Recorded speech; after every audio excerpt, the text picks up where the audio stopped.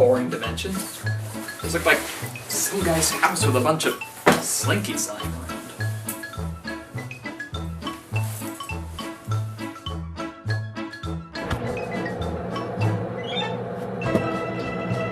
Hey, honey? Yeah, Didn't we just go shopping? I just went grocery shopping yesterday. Then where the hell's all the food? Ah, sandwich.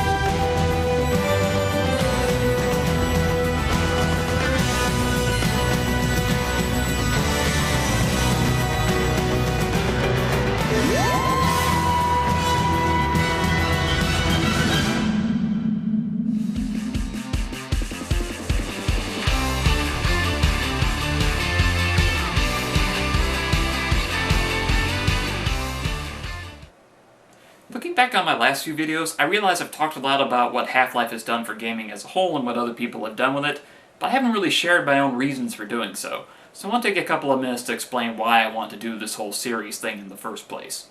Well, before this whole plot crap happened, anyway. I've said in the past that there were a few titles that really got me hooked on computer games. The first was Myst, which I'd like to review at some point, but there are technical issues holding that one up.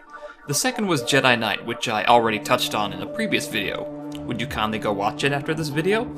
Those first two were more like fun hobbies compared to Half-Life. With Half-Life, I really gained a respect for the medium. It was the first really immersive, clever, and just engrossing game I had played at the time. I had played other shooters before, but those were just a series of levels with monsters to shoot. Honestly, did anyone feel like the locations in Doom were real places before the demons arrived? With Half-Life, Black Mesa felt like a place, populated by people trying to escape a terrible situation. That's how engrossing it was for me. I tried to rescue scientists from the aliens and move them to safe areas. I tried to find every detail there was to uncover what was happening in the shadows, who the G-Man really was, and why this was all happening. In fact, I even... No, I don't think I can share that just yet. To make a long story short, the game challenged me, not just on a gaming skill level, but on a creative level. Maybe it just got to me at the right time in my life, but I'd like to think Half-Life helped shape me as a person. It made me want to be more considerate, more aware, made me want to investigate things, and so on. And maybe just a bit more paranoid. I know that seems silly for a game that's ostensibly about shooting zombies, aliens, and soldiers, but I guess that's just how it was for me. I saw something deeper there, and I wanted to explore it. So, needless to say, when a sequel was announced, you better believe I dropped money for a pre-order. The actual development of Half-Life 2 is a long, complicated mess of a story, so I'm going to do my level best to explain what I can. If you want an idea of how the game started out, track down a copy of Raising the Bar, an awesome behind-the-scenes coffee table book that illustrates a lot of the scrapped concepts, ideas, and evolution of the game, and to which I will be citing many references. Anyway, Valve started drafting the sequel almost immediately after shipping Half-Life 1 in 1999, which helps explain why they called on Gearbox and the modding community to help make all that other content I talked about. Details slowly leaked out for a few years about an Eastern European setting, a hostile alien force known as the Combine, a spunky female sidekick, and some bits about a new graphics engine. By 2003, we had trailers on display at E3, and a release date of September 30th that year.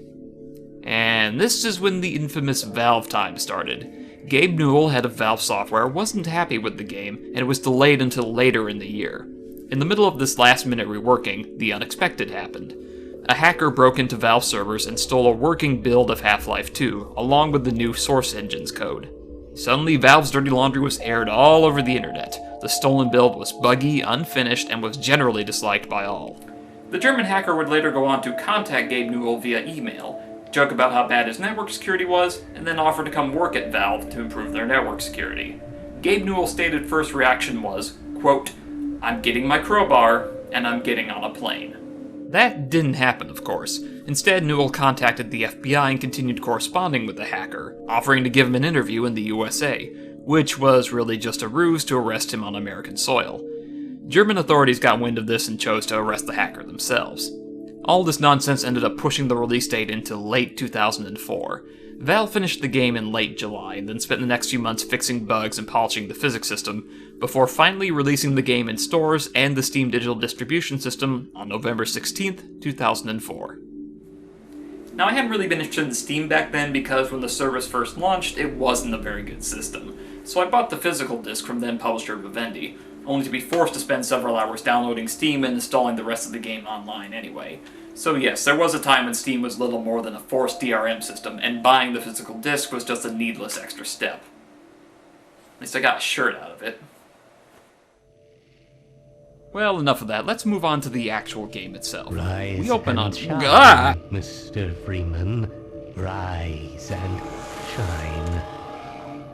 Not that I wish to imply you have been sleeping on the job. No one is more deserving of a rest, and all the effort in the world would have gone to waste until... well, let's just say your hour has come again. After that bit of... that, we start on another train. Truly, Valve are game developers not afraid to innovate and evolve. In Half-Life 1, we started on a public transit monorail. In Half-Life 2, a commuter train. Maybe Half-Life 3 will start on one of those really cool high-speed bullet trains. Once again, the player takes the role of Dr. Freeman, recently employed by the G-Man as seen at the end of Half-Life 1. We open with no real explanation or prompting in a dilapidated train station, occupied by grim-looking citizens in identical drab clothes, and very serious-looking riot cops in gas masks. Welcome to City 17. It's safer here. Unfortunately, the local cops take cues from the TSA and find something suspicious about Freeman, possibly his bitching goatee, and he is taken for questioning, the kind that seems to involve blood splatter. Things look grim until... About that beer I owed you. Oh my god, it's facial animation! It's me, Gordon, Barney from Black Mesa. This reunion leads to some short exposition before you're forced out onto the streets of City 17, wandering around, taking in the sights, getting chased by the cops, and beaten to a pulp. The usual Eastern European experience. We awaken to... some very attractive facial animation. Dr. Freeman, I presume. Okay, I feel like sharing a little bit of a personal story here. When I first played this game, it was on a crappy university-issued laptop. The graphics were okay, but there was a major glitch. Characters had completely white eyes. No pupils, just pure white. I didn't notice this at first because, well, G-Man. And all the other characters sort of kept their distance. But when this scene happened with Alex, I started to put two and two together. I'm Alex Vance. My father worked with you back in Black Mesa. I'm sure you don't remember me, though. Man, a few words, aren't you? I see what you did there. So the gist we have so far is an alien authority called the Combine has taken over the world, and Miss Alex Vance and some of your former Black Mesa co-workers are part of a resistance movement trying to fight them and Dr. Breen, the would-be puppet dictator operating from his massive compensation fortress, the Citadel. We're only 15 minutes in and we already have more plot and characters than the entirety of the last game. Luckily, Dr. Kleiner has kept and upgraded Gordon's old HEV suit, and Gordon helps him with an experiment with his homemade teleporter. Good job, Gordon. Throwing that switch and all. I can see your MIT education really pays for itself. Oh really, Barney? Remind me what it was you were doing at Black Mesa again? Make this thing work so we can get on with this miserable day. Throw the switch located at the window of the control room. Right, so you could just go shut the fuck up, okay? Okay. Of course, getting Freeman near another science experiment backfires horribly, though not as horribly as the last time. It just alerts the entire city to his presence. The Citadel's on full alert. I've never seen it lit up like that. Get out of City 17 as fast as you can, Gordon. Oh, and before I forget, I think you dropped this back in Black Mesa. Good luck out there, buddy. You're gonna need it. The City 17 police must have a phobia of physicists with crowbars, as you have to run from a lot of trigger-happy cops. After a period of gunfighting, sewer crawling, and some nifty physics puzzles, you grab an airboat and try to get out of the city. The Combine keep on Gordon every step of the way with roadblocks, ambushes, and a thrilling chase and bombing sequence with an attack chopper. Eventually, some friendly rebels give his airboat a little upgrade. There we are. That gun came off one of the same hunter choppers that you're up against. I always like to bring a little iron into a firefight.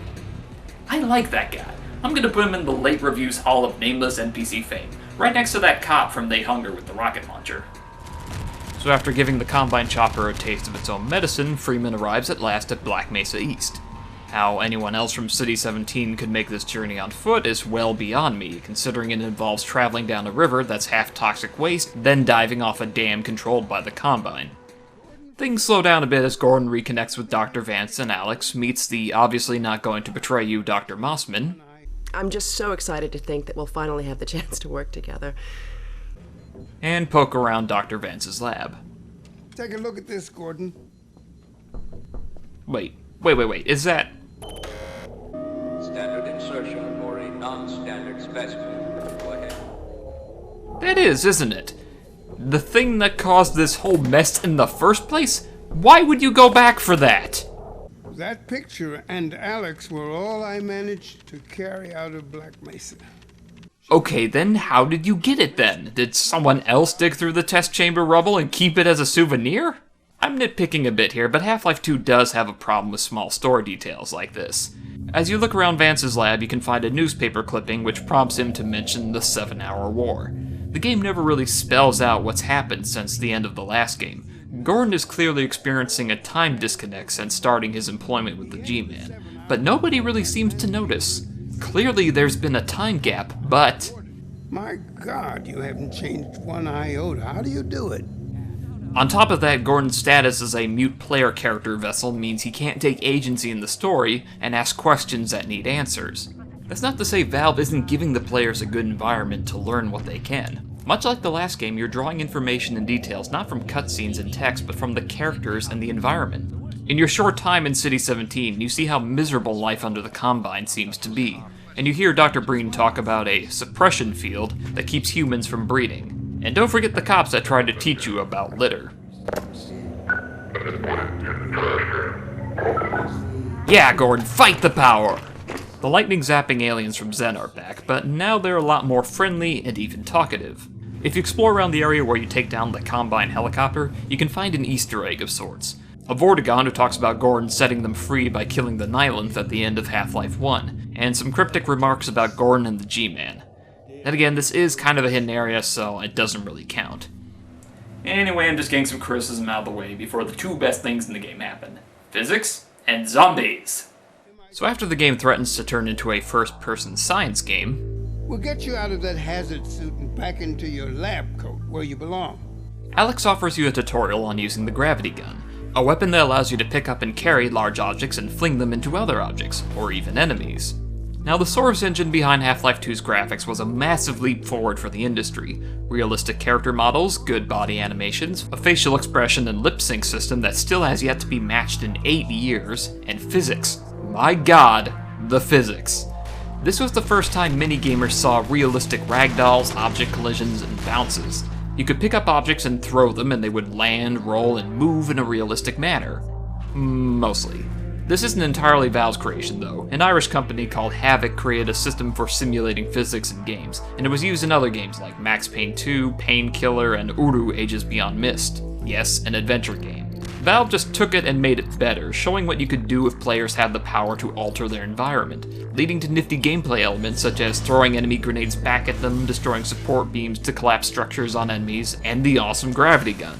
Seriously, this game is worth playing just for this weapon alone.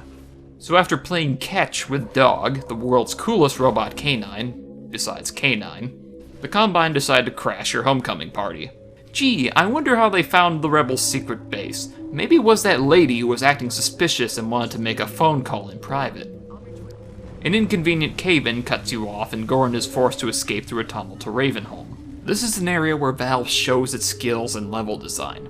Ravenholm is an amazing set piece for mood and action pacing. Earlier in the game, we saw the Combine's use of headcrab mortars, big heavy shells that drop in an area and expel the iconic zombie-making headcrabs. Now we see the aftermath of that weapon on a populated area. The dark setting creates an atmosphere of a zombie survival horror game, which works with the player's limited arsenal at this point. Still armed with only the crowbar, a pistol, and a submachine gun, the gravity gun proves its worth here, as players are shown the potential of flinging rusty saw blades at enemies. I'll keep details about this section light because it deserves to be experienced on its own, but I will say it's probably the most memorable and well-designed section of the whole game. After escaping from Ravenholm with the help of an insane priest, Gordon regroups with the Resistance and learns the bad news from a static shot of Alex. I need your help. They've taken my father. He's been taken to Nova Prospect. You want him to take the coast road? He won't last 5 minutes on foot. It's spawning season for the antlions. That's why I called you, Leon. I was hoping you still had the scout car we left with you last summer. I smell a road trip! Yes, Valve decided that the sled on rails from Half-Life 1 wasn't quite enough for the players, so now we get 2 vehicle driving sections. First the airboat, and now the buggy with an infinite SMG ammo pack on the back, and a Tau cannon on the front. Not really sure where they got another one of those one-of-a-kind prototypes, though. This section is pretty nice. The game paces out the action sequences with optional exploration, allowing you to take in the countryside ravaged by the war. There are some roadblocks where you battle the Overwatch soldiers, and a nice set piece at New Little Odessa where you battle a Combine gunship, a half-organic attack hovercraft. You get the RPG launcher back in your arsenal here, but you need to use some finesse as the gunship will defend itself by shooting down your rockets. Valve admitted this wasn't part of their original design for the gunship's AI, and was a bug they discovered in beta. They decided to keep it in to make the gunship more of a challenge and to make it feel like a living creature. Eventually you make it to the coast, but you have to travel on foot after the Combine steal your ride. Here the new antlion monsters become a real threat, as walking on exposed sand for too long causes them to spawn and attack. Dear God! Poor Laszlo! The finest mind of his generation! To such an end. So I hope you're ready for a lot of first-person platforming, or a lot of running. You battle a giant antlion guard, which prompts a Vortigaunt to neuter its corpse and give you its pheropods. The Freeman will have need of these pheropods on the path ahead. Gather them down. Yeah, I'm just gonna pretend they didn't just hand us a bunch of giant alien gonads and just move on. The upside to this disgusting chapter is you can use the bug bait pods to summon and command antlions for your assault on the prison. They prove to be highly effective, but eventually you get too deep for them to be useful, even though they stay in your weapon inventory well after this point. It's kind of embarrassing later in the game when you're in a heated firefight and switching to another gun, only to pull out a giant alien testicle. Alex meets up with Gordon further in, and together you manage to locate her father. Good thing they keep the prisoners this deep in the prison, considering we broke into here with a bunch of hungry, angry aliens. Dr. Freeman hasn't really shown an affinity for well-thought-out plans, is all I'm saying. This is not some agent provocateur or highly trained assassin we are discussing. Gordon Freeman is a theoretical physicist. I say, that is a lovely lampshade you're hanging there, Dr. Brain. So Alex's plan to escape requires capturing the Combine's experimental teleporter, which I'm still not sure how they knew was there. The whole Combine teleportation thing has been referenced off and on in the game, and hints at the unseen otherworldly invasion. We're closing in on a reliable local teleport technology, something the Combine still hasn't mastered. They can tunnel through from their universe, but once they're here, they're dependent on local transportation. It feels more like a background detail rather than a plot point, though, as the game began with the Resistance doing their own teleportation experiments, so this isn't a very interesting reveal. The big reveal is that Dr. Mossman is actually working for the Combine and Dr. Breen, feeding them Dr. Vance's work on teleportation in exchange for Eli's life being spared, as she obviously has a thing for him. This is one of those female character betrays you things I've ranted about in the past. But it doesn't have much of an impact here, to be honest. We only meet Mossman once before this scene, and she's not even painted as a likable character then. You should hear her drone on about how it should have been her in the Black Mesa test chamber that day. So Mossman doubles down on the betrayal by distracting Alex and teleports away with Eli as the Combine death squads close in. Yeah, I'm sure Dr. Vance will want to bump uglies with her after she shows her skill in leaving his only daughter to die. You hold them off until the teleporter is ready again and you escape to Dr. Kleiner's lab. Once you arrive, you find out things haven't exactly gone as planned. That was over a week ago. What do you mean? Gordon and I were just there a minute ago. Fascinating. we seem to have developed a very slow teleport. Insert joke about Valve time here. Or about my video release schedule. Now comes the part everyone was hoping for. Open revolt in the streets of City 17. Urban warfare against the Combine and tearing shit up with a giant robot.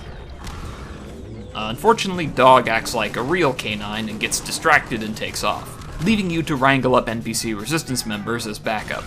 While the action here is great, it was really distracting for me because I didn't want the NPC civilians getting killed, so I was constantly trying to order them back or out of the fight. Not always to great effect. It seems most of the resistance has some kind of hero worship complex for Freeman and keep rushing to join his side. You regroup with Alex only to have her run off and get captured. Then Barney finally makes his return to your side and you kick-ass Black Mesa style all the way to the Citadel wall. The Citadel itself is a great set piece for both action and atmosphere.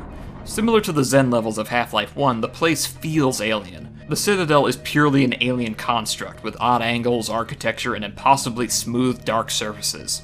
You blunder into a weapons confiscation field which obliterates your weapon arsenal, finally ridding you of the bug bait but vaporizing your faithful crowbar. Thankfully, it doesn't know what to make of the gravity gun and ends up supercharging it, letting you pull out chunks of the Citadel and grab Combine soldiers themselves, but not their weapons for some reason. After kicking a metric ton of ass in the Combine's home base, Gordon decides to step into another prison pod, since that worked out so well last time. Only this one takes him directly to Dr. Breen for a showdown. Too bad he's restrained and can't kick the good doctor in the teeth. What's this? I'll put it over there. Yes, you've just captured the man who's tearing apart your base single-handedly, and you find him armed only with a strange-looking device. And instead of, say, chucking it out the very high window or putting it in a safe, you choose to leave it in the same room as him. You deserve everything that's going to happen to you now. While I'm on the subject, it's amusing how Dr. Breen is so surprised and ticked off that everyone is rebelling against his authority. I mean, what did he expect with this campaign of brutal oppression, mind control, propaganda, random abductions, and mass murder? Nobody enjoys that. Well, except for this lady. Fascism. Wonderful. So Breen monologues about how crazy he is and how great the Combine are, until he decides to threaten Eli and Alex. At this point, Mossman finally grows a pair and turns against him. I'm not sure if this is just because Breen threatened her love interest or if this was her plan all along. Either way, this woman is a moron. Breen attempts to retreat, leading to an epic showdown on the roof of the Citadel, which just happens to be a combination power plant and portal generator. After slapping Breen in the face with their giant writhing balls of science, no homo, the portal collapses, Breen falls to his death, and rocks fall and everyone dies? Time, Dr. Freeman? Is it really that time again? It seems as if you only just arrived. Well, not everyone. Your boss shows up and whisks you away, your unspecified assignment apparently complete, and leaving Alex to die. In the meantime, this is where I get off. Giggity giggity, giggity goo. So that was Half-Life 2. What did I really think of it? Well, it's still an awesome game, but there are definitely pacing issues, and signs of aging are starting to catch up with it. There's an incredible amount of variety in this game. Run-and-gun shooter action, vehicular combat, and a variety of puzzles and action set pieces centered around physics, be they simple seesaw puzzles or dropping shipping crates on enemy soldiers. Unfortunately, the variety is also a weak point. Sections like the water hazard chapter seem to go on for too long. Entire sections like Ravenholm and the Return to City 17 feel so different in tone and style, it's like they come from different games at times. And on replay, the transitions between them is very noticeable. That's not to say they don't work well in the game, of course. One of the big improvements over the first game is the establishment of actual characters. Before, we had 4 nameless scientist NPCs, 1 security guard who never received a real name until the expansion pack, lots of enemies, and the G-Man.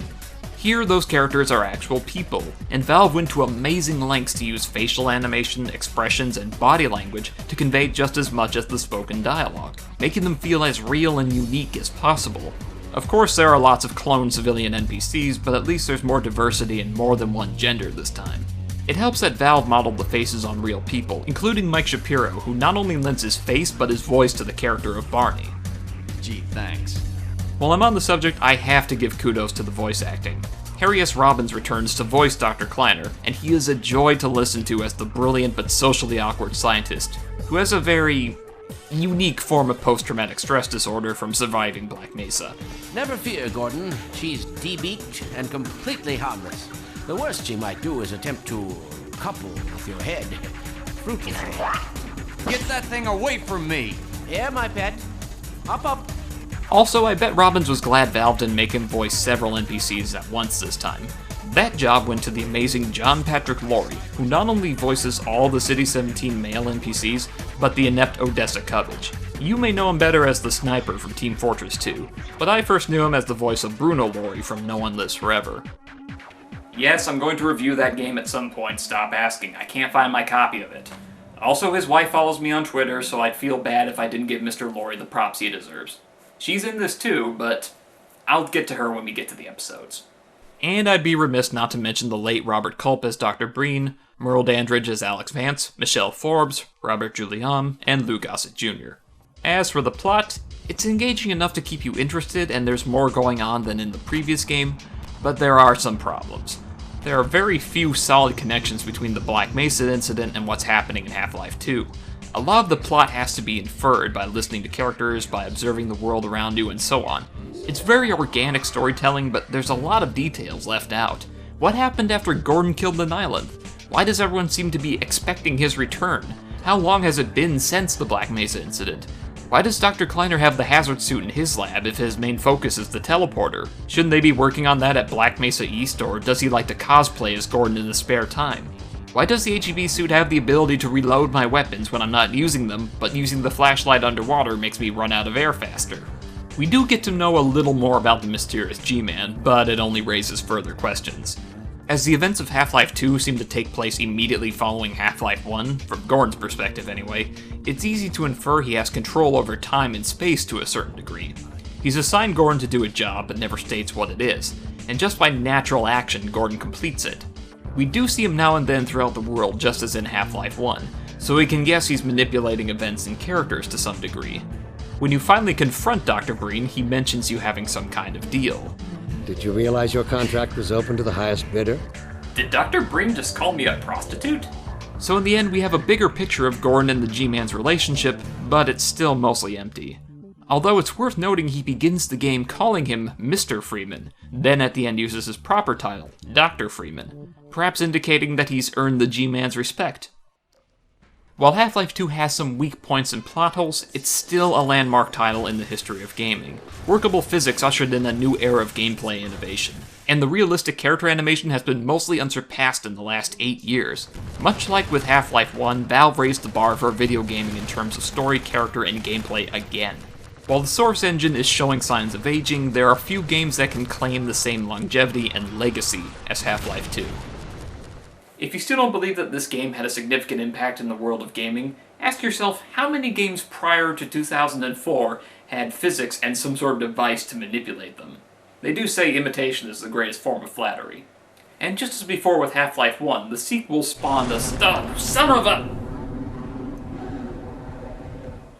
Mr. Strife. God, don't do that! Now I've lost my train of thought. My employers have asked me to share their dissatisfaction with your review series so far. What's wrong? Too many bad jokes? While they have yet to express any concern over your writing, they feel that there is a lack of production values. They feel your videos need to be flashier. They want more CGI, more green screen effects, better overall video quality. Well, maybe if they want better quality videos, they should get me a better computer or a DSLR camera. Or maybe they shouldn't have locked me in my room and bounced it around random dimensions. Common sense much? You are in no position to make demands, Mr. Strife. I recommend that you finish your reviews, and quickly. Gah. Gotta figure out a way of dealing with that guy.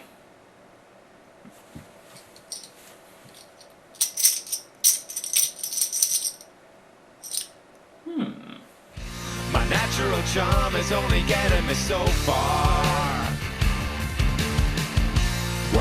the black, I see the shape of a crowbar. Gordon Freeman saved my life. Fight for freedom with a brainstorm. Gordon Freeman saved my life. Like Chuck Norris in a geek form.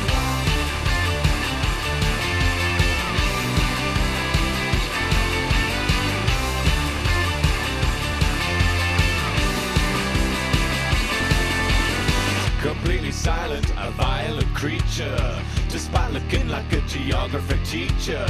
Moves at the speed of a cheetah in its prime. Apparently he ain't run